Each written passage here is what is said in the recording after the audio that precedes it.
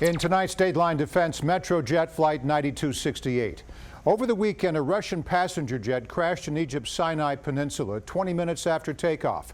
Now the wreckage is being analyzed to figure out what happened. Was it terrorism? For insight, we turn to our guest tonight on Capitol Insider, retired Army Colonel Douglas Macgregor.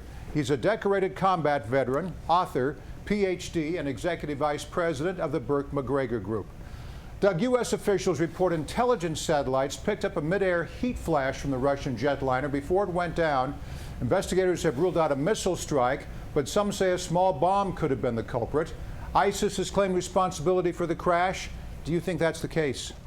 First, we don't have very many hard facts, as you point out, and a lot of analysis has yet to be done.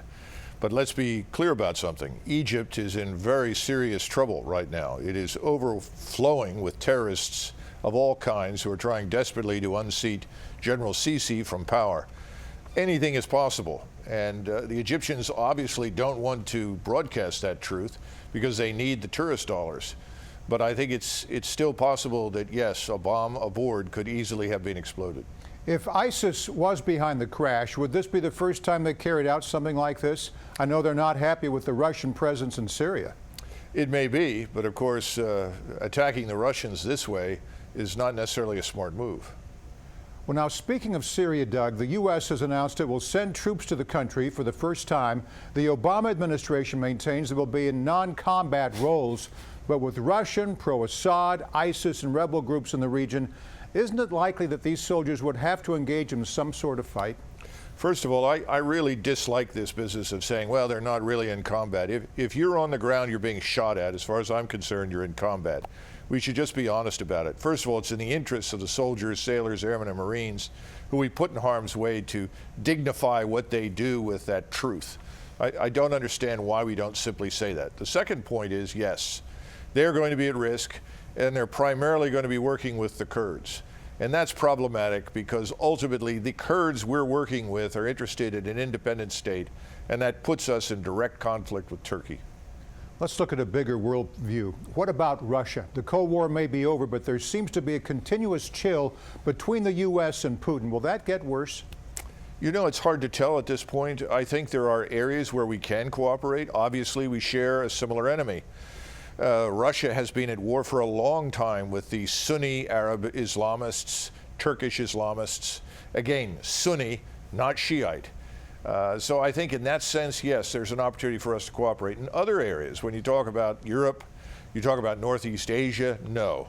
We have very different interests, and his aggressive behavior in those areas is antithetical to our interests. At the same time, we don't want to send Russia and China closer together. That's another problem we have. No, this is something I really wish people in Washington would understand.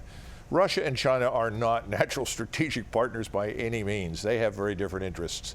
The Chinese want desperately to do business with us, and as we've seen recently, business in Europe, business with Great Britain, they need it, we want it.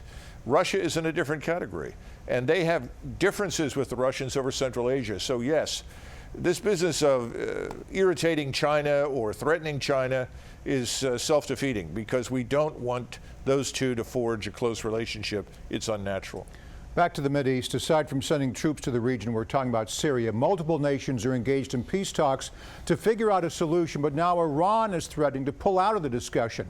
How important is it, Doug, for Iran to be part of these talks? Without Iran's participation, no solution is possible. That's how important it is. And I don't know the details, but I'm hearing from people that we continue to insist on Mr. Assad's removal. And that's simply a non-starter.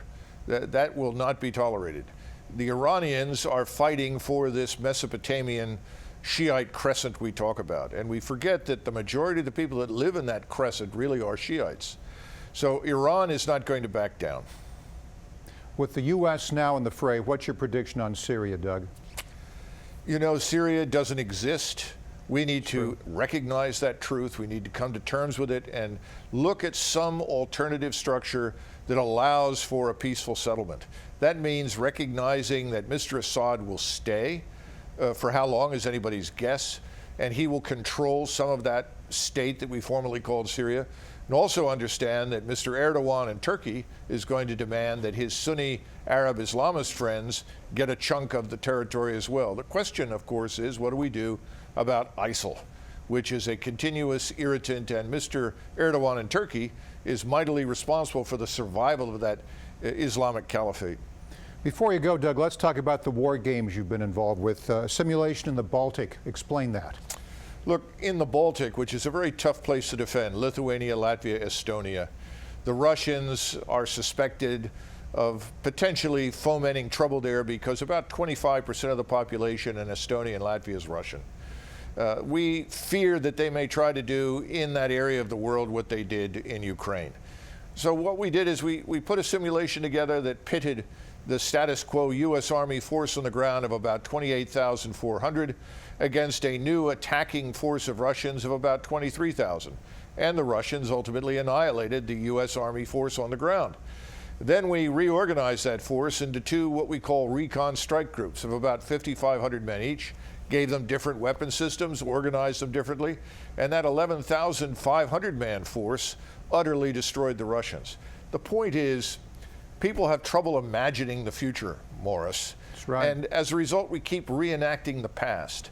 The solutions that we used 50 years ago are not viable now. The kind of enemy we're fighting is different. Technology has changed. Organization has changed. Structure has changed. The international system has changed. We've got to change with it.